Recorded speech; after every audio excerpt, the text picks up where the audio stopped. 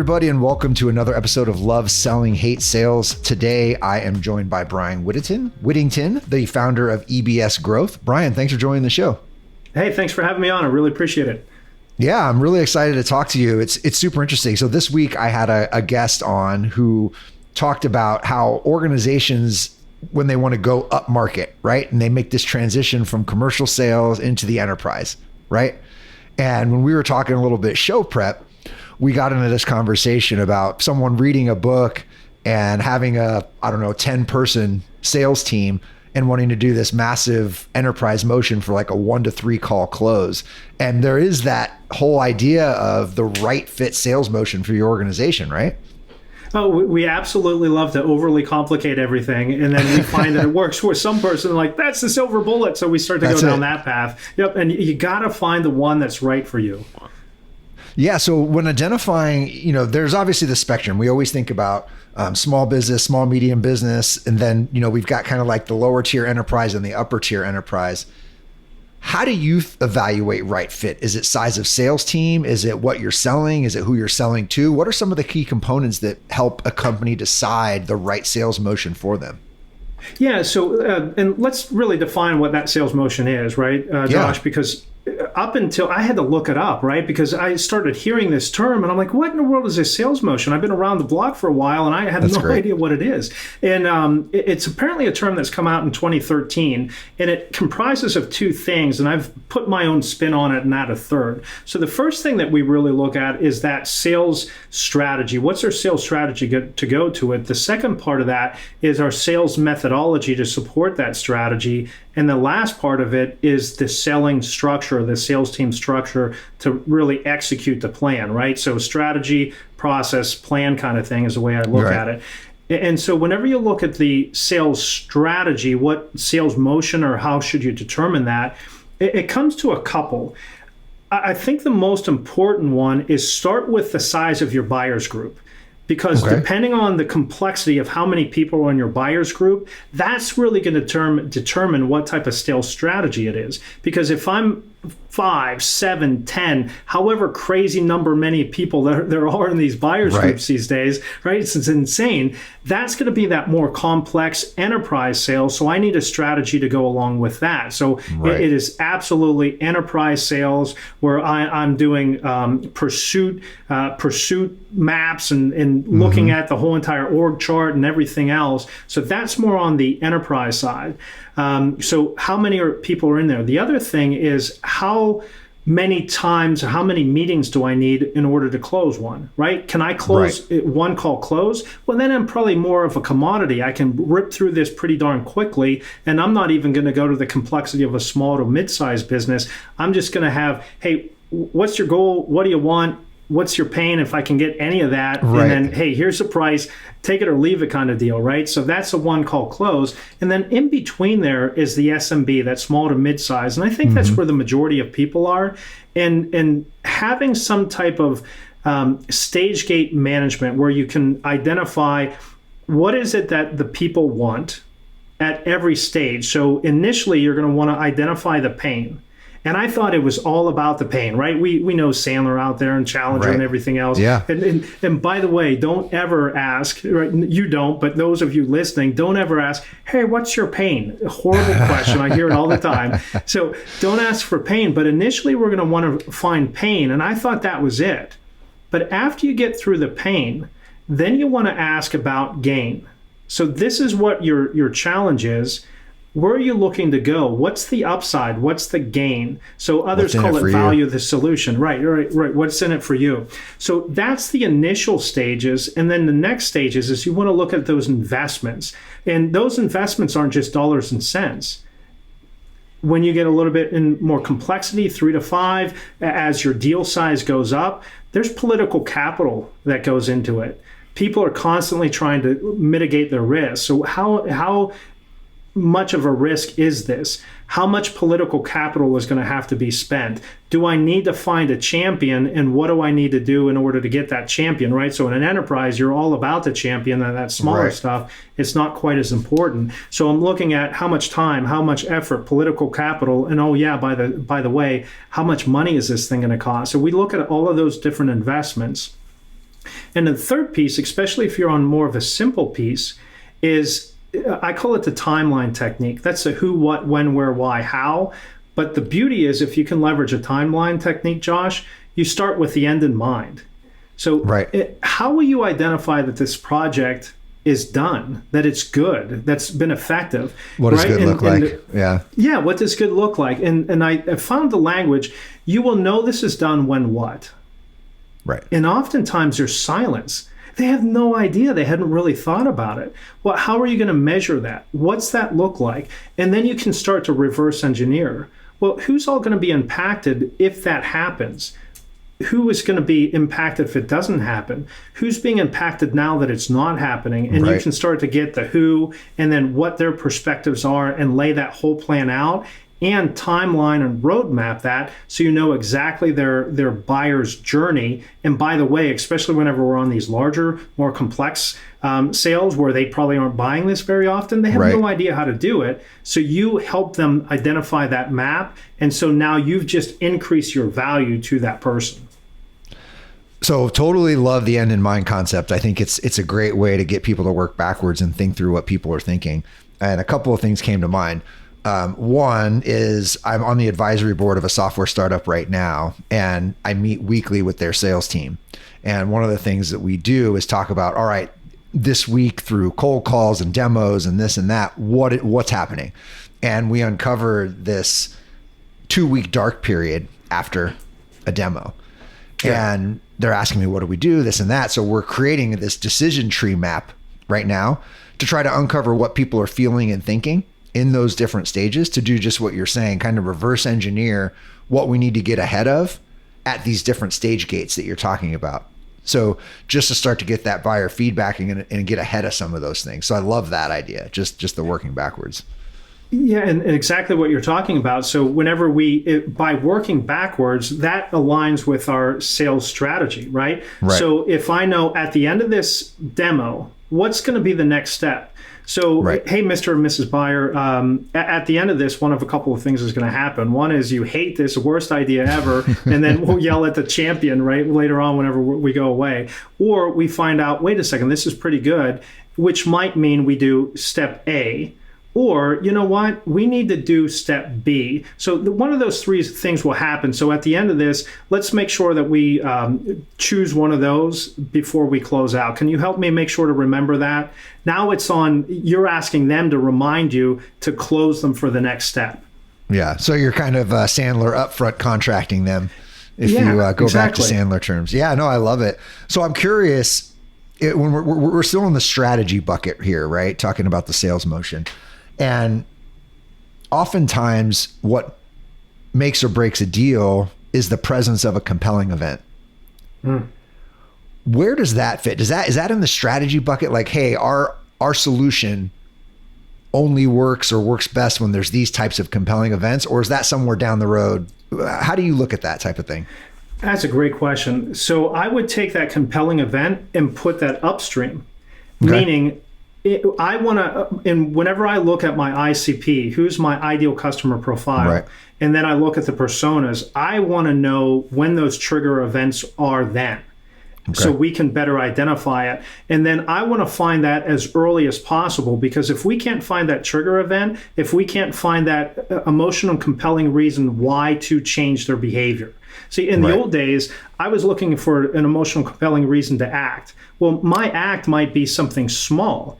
Like, I'm going to forward this, or, you know, be a coach as opposed to a champion. But instead of that act, I want a change of behavior, because that's really what we're looking for. So if I can't find that reason to change behavior or pay that political capital up front, then I'm going to end that, because if it's a no, if it's an NO, I want a KNOW as quickly as possible. Very good. Very good. Yeah. That's good that you spit that out so smoothly. I think I would have fumbled that one. Not your first rodeo. I've been doing this a couple of days. Yeah, I guess so. All right. So we're looking at strategy as the first piece of this motion, right? And things I heard were the size of the buyer group is something to consider as a part of your strategy.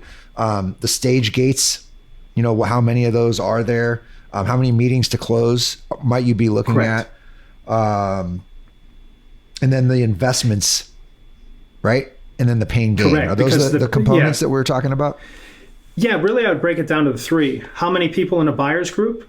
Okay. How long of a sales cycle? And then how much is that? Because that's going to be the layer of risk. Very good. All right, I love it. I think that's, I think strategy is one of those words that people are like, what the hell does that even mean? Yeah, and right. I like having those clear outlines for people to think about when they're trying to look at their strategy. All right, so methodology. I think that one gets a lot of play, especially on the social media, Medic and Bant, and there's 1,000 of them now. Give me the rundown. What does sales methodology mean? Why do we use it? Does it still have value in today's sales cycle? So I would 100% say yes. Sales methodology is critically important. Now that I'm no longer a Sandler trainer, I can say they're pretty darn similar, right? You have to find the ones that are good for you. So if you take a look at the challenger, right? Teach, tailor, take control. All right, well, isn't that what Sandler's doing? Isn't that what spin selling is doing, right? They're all doing similar things. It was funny.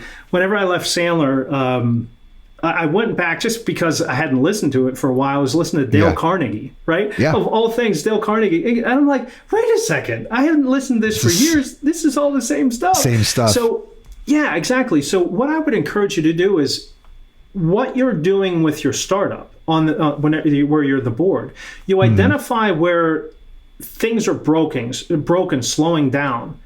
Find the methodology across all of the different methodologies that are out there that are all pretty darn good, and find the tool, the tactic that best fits that, and get that into the playbook. So I won't necessarily say use one methodology out there, because even whenever we're teaching Sandler, I was taking other methodologies because it works. You do what works, right? So find out what doesn't work and then bring that into it. So things like Sandler's upfront contract, which is pretty much ubiquitous out there in the marketplace right now. Questioning strategies. I mean, if you think about the three most important skills that a salesperson needs, it's high EQ. So learning that EQ, however you want to do it, learn that EQ. The second thing is, and I'll give them credit, that upfront contract is really good because it allows you to keep progressing down, right? And then the other part is questioning strategies. Because if I can't do questioning strategies, I can't uncover the problem. And if I can't uncover the problem, I can't identify that emotional compelling reason why they're going to change their behavior. So if we can only do three methodologies, take those three and adapt it into that sales process. Yeah, a couple things. So can you define EQ for folks who might not know what that means really quickly? Yeah, forgive me, I shouldn't have used jargon. So EQ is emotional intelligence. So in the old days, I thought emotional intelligence was just how well can I do this? How well can I talk to somebody and engage with somebody? But it's so much more than that. It's do you give your energy away? Meaning you have this high need for approval. I have to be liked. And so you're giving your energy away, or you can steal energy away, right? So there's a book by Kim Scott called Radical Candor. And in Radical Candor, right, if you're familiar with it, they talk about the obnoxious aggressive person. That's stealing somebody's energy because you're just attacking them, as opposed to radical candor as being assertive, not aggressive. And that's really whenever you have high EQ, you have active listening, you're assertive, not aggressive, because we have to challenge their beliefs, challenge their status quo to get them to act. So it's all of that in EQ. So it's emotional intelligence of active listening, interpersonal skills, being others focused, and really, I think I already said it, that radical listening. Yeah. And, so when you describe it, thank you for that description. That's very helpful. And when you take that and you combine it with the ability to question, oh man, like to me, that's magic. So I firmly believe that the questions you ask set you apart more than anything else that you say in a sales cycle. 100%, right? Because people get what's the difference between selling a product and selling a service? Well, whenever you sell a product, you screw up because you're all about features and benefits. You love what you're doing, right? You want to show it. You want to show it off. Yeah.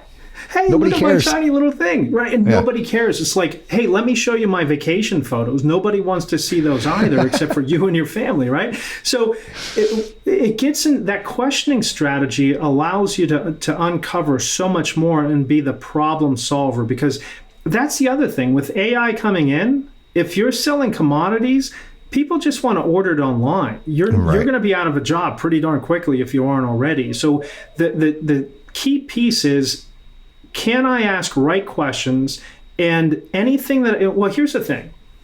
If I'm features and benefits, stop it right away. And everything that you want to say, couch it in terms of a question.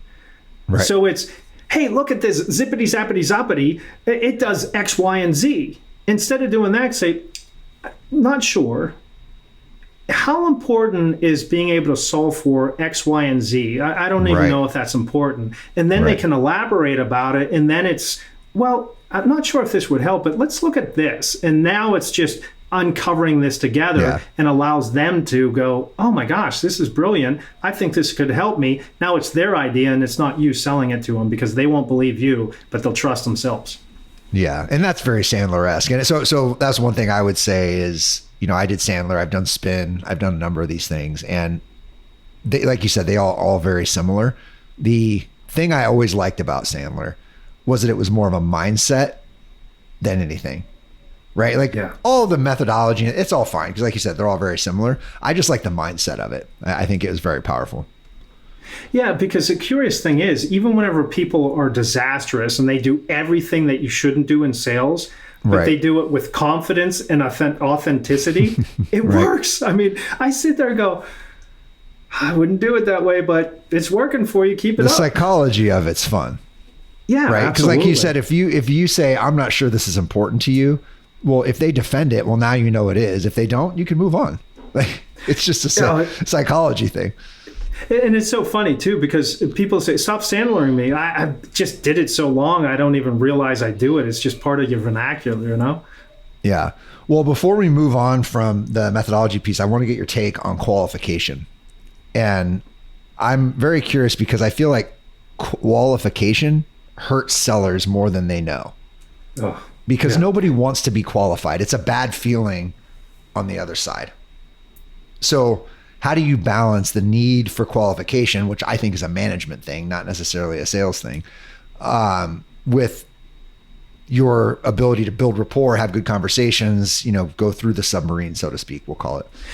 Yeah, and I don't know if it's a management thing. I want to self-manage. So it goes back to that idea. If it's a no, if it's an NO, I want a KNOW as quickly as possible. Of course. There is a ton of pressure in going for the yes.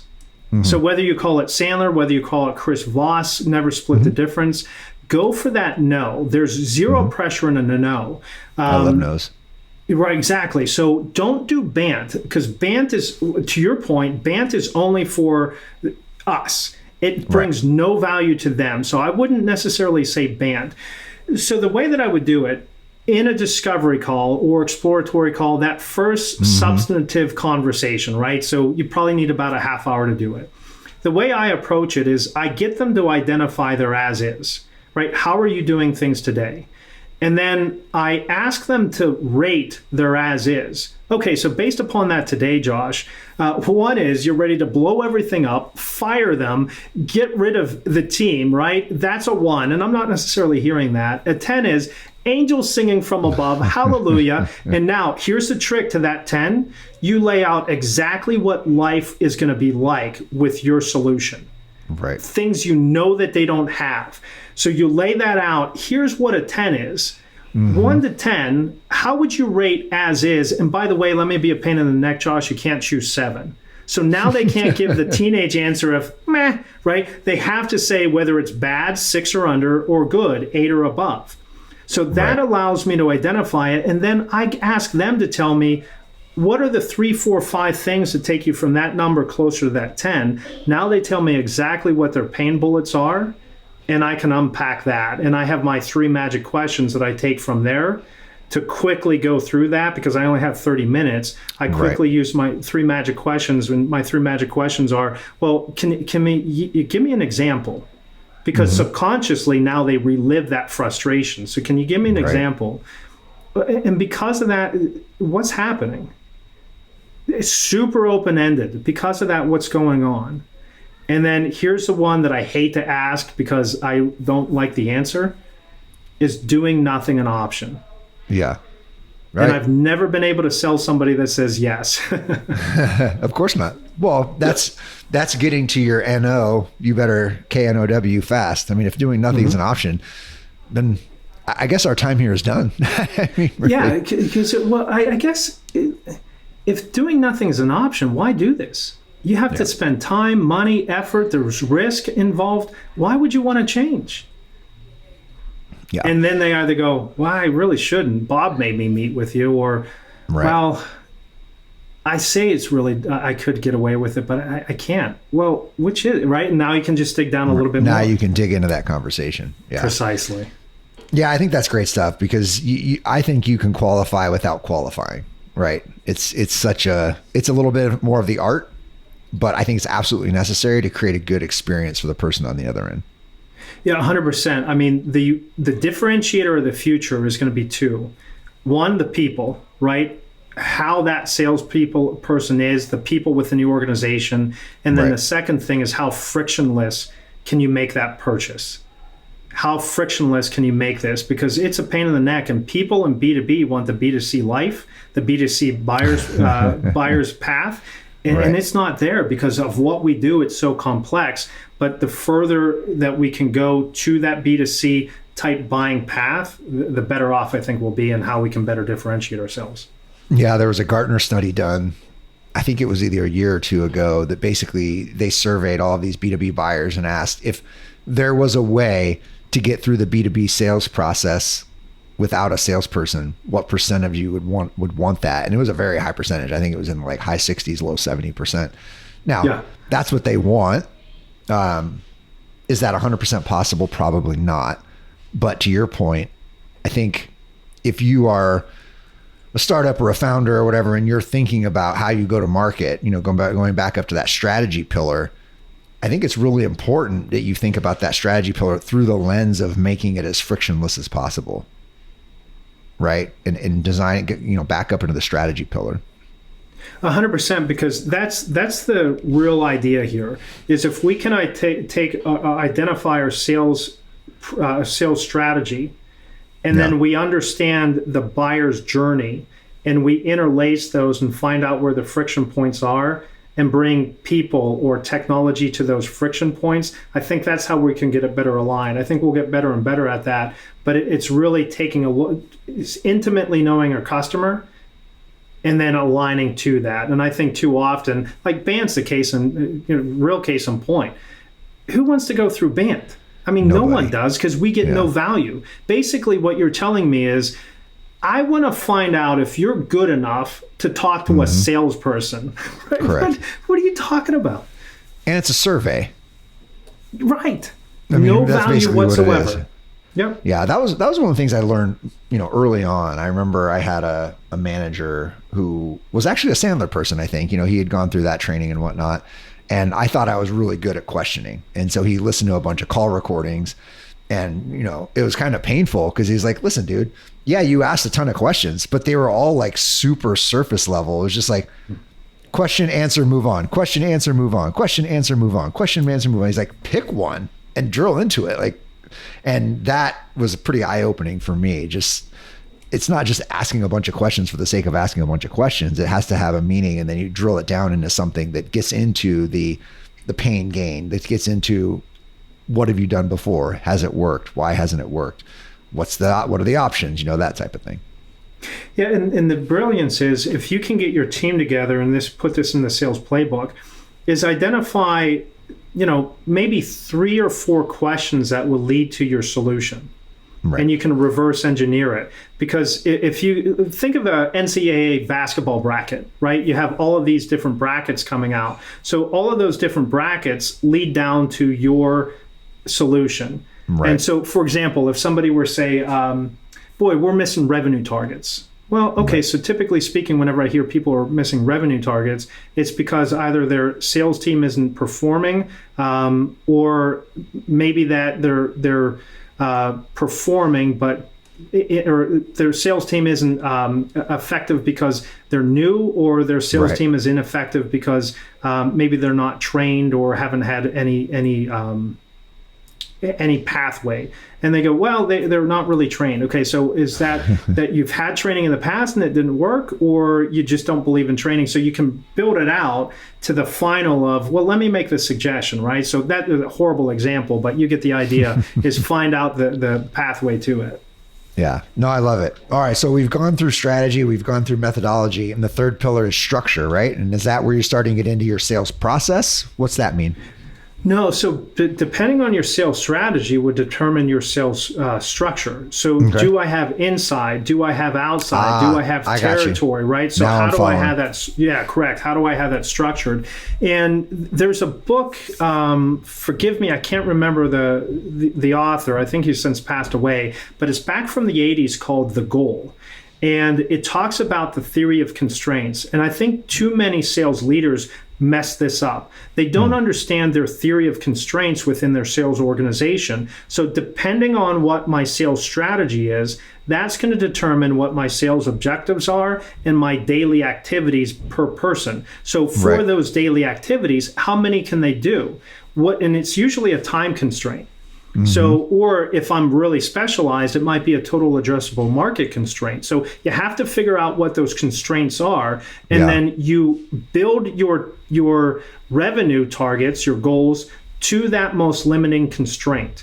And so that's going to give you how to do your structure. So if I have a huge total addressable market, well, I'll probably have an inside team doing top of funnel work, then an AE group that then goes to customer success managers, so I can churn through that pretty darn quickly. Unless my average contract value is too low, and that won't work. So now I have to use a full cycle salesperson that maybe does everything over to an account manager, leverage technology to get up that flow, or maybe I change up my process. So I scrub the list and I use, we do what are called phone ready leads. We only call people that we know will pick up the phone. So we use those type of things. So that way the process is fixed to support that, so I don't have to add headcount. But it goes into that because if you look at your sales team structure, based upon that theory of constraint, you only have 4 levers to pull. You can adjust your strategy. I'm going to use super validated list, or I'm going to use, inside as opposed to outside, and as opposed to, open up territory. So that strategy or the process, I'm going to figure out the process a little bit more easily. I'm going to have, outsource people in the Philippines getting the list, so my SDRs don't have to do that. Right. Or technology, how can I simplify that, automate it, or people. And what people have to realize is make sure that your strategy and process are down first before you throw people and technology at it. Because if you throw technology at it, you're going to do a bad job poorly more quickly. And if you put people to it with technology, you're going to do a bad job really quickly and extremely expensive. Totally. How good do you think people are at evaluating their total addressable market? I think pretty poor, because oftentimes they don't even know who their ICP is. It's incredible. Yeah, because I wonder about that. When you talked about thinking about constraints, and obviously addressable market is one of the first things you should think about, and really getting your arms wrapped around your TAM, right? Like really getting your arms wrapped around it, and then creating segmentation within that TAM to start to figure out where your best fits live. And then getting into an ICP, ideal customer profiles type discussion. I just don't think enough organizations spend enough time there. Well, for too long, how many times do you hear this? Oh, anybody can use our stuff, right? Right. That's not your TAM. Being all things to all people is being nothing to no one. 100%. And so I think too often people don't go back to identify that ideal customer profile, which you brought up earlier.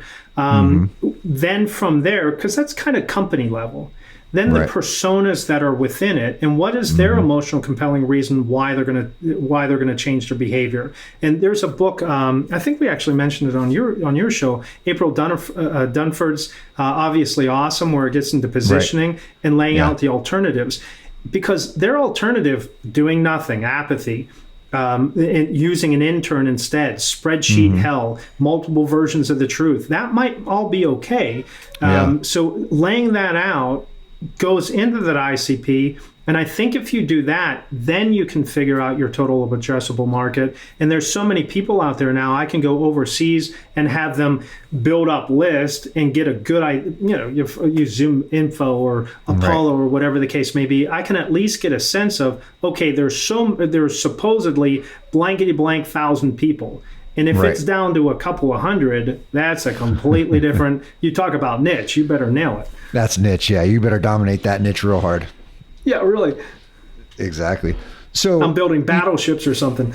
Yeah, something that's got a very high ticket value. Exactly right. So we're talking about structure here, and the structure of a sales team is driven oftentimes by the constraints that you have. During COVID, field sales organizations got crushed. Yes. Right. There's this, the road warriors, right? The enterprise seller, field seller who plans their entire week around the Tuesday trip to Iowa and the Thursday trip to Chicago. They've got 2 meetings in each city. The days in between are travel and prep or debrief. And then that just kind of like imploded during COVID, and they were looking to the inside salespeople to tell them how to work. What's the future look like? I really don't think that we ever have a fully outside sales team again. CFOs love the idea of no more territory managers or outside reps only. I think it's going to be hybrid or inside, because going back to that study was Gartner, right? That did the study. They don't even want to see salespeople. Right. And too often people were showing up to entertain.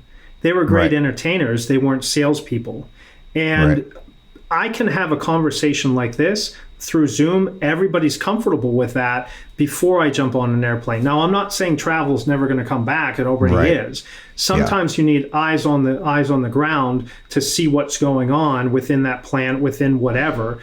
So I think travel's there. But for the most part, I think that it's easier to pull everybody together. People are very comfortable in doing this. So I don't see, I really don't see us going back to strictly outside anymore. Yeah, it's really interesting. I've been hybrid my whole career, inside, outside. Like if I need to travel, I travel, right? Right. But I do the majority of the day-to-day initial calls, this and that is all done in an inside Zoom type of capacity. But I will tell you right now, the energy on the road is at an all-time high. People are very excited to be back together, customers, prospects, whatever it may be. So as long as you identify that right fit for who's ready to talk in person, it could be highly valuable.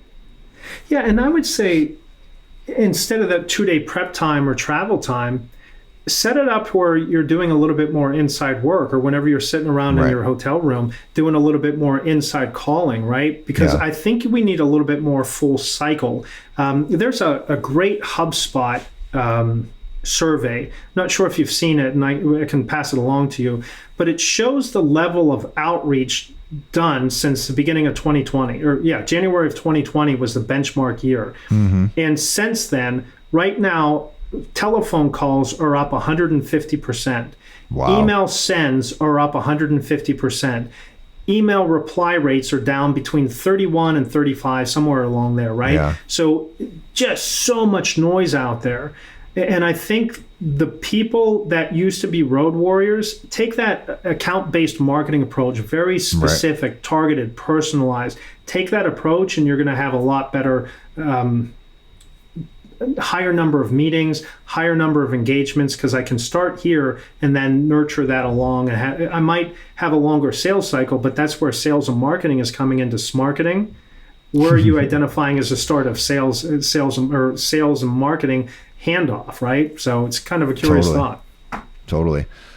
All right, Bryan. So we've talked about the sales motion being composed of sales strategy, sales methodology, and sales structure, right? Got to nail those things. And that's all determined by your fit in the market, your size, all of those different types of things. What is the one thing that you think the audience should take away from this conversation? One thing to take away is have your plan, and don't just wing it from a book. Don't look at somebody, another entrepreneur or another company that crushed it and build one like theirs. Find your own. Find out how big your market, because you have 4 components here. So here's your one takeaway. You have 4 levers. What's your market? That market consists of that ICP and the personas within that market. You have your medium to reach that market: telephone, email, social, in person, billboards, whatever you need to do. Right. You have your medium that you're going to engage your market. 3, your message. How are you going to communicate what you do in an emotional, compelling, pithy way that's going to get people's attention to stand out from the noise? And then 4, your messenger. How good is your messenger at delivering that message through the medium to your market? And those are your 4 M's. That's the takeaway. Know those things and you'll be all right. I love it. Bryan, where do we find more of you? I appreciate that. So you can hang out and listen to Josh and me on my podcast, the Talent Sales and Scale Show. That'll be coming up in a couple of weeks. You can look at me, look for me online. I post a lot of stuff on LinkedIn. Give a ton of content away. So it's Bryan. I spelled my name wrong. It's Bryan with a Y, Whittington with an H. So look me up on LinkedIn, Bryan Whittington. You can check out. Well, I'll tell you what. I'll send this too for you, Josh. You can determine your own sales maturity, level of sales maturity through a free evaluation that we have. It'll take you 2 to 3 minutes. And it really lays this out and gives you an idea of, am I in trouble or am I good to go? So I'll pass it along to you. So ebsgrowth.com. Check me out on LinkedIn and listen to us on the Talent Sales and Scale Show. Josh crushed it. He was awesome. Oh, well, thank you. Well, and Bryan, you also crushed it. And if you want to hear more from folks like Bryan, please leave us a review on your podcast provider. I know those Apple reviews really mean a lot. And Bryan, thanks for being on the show.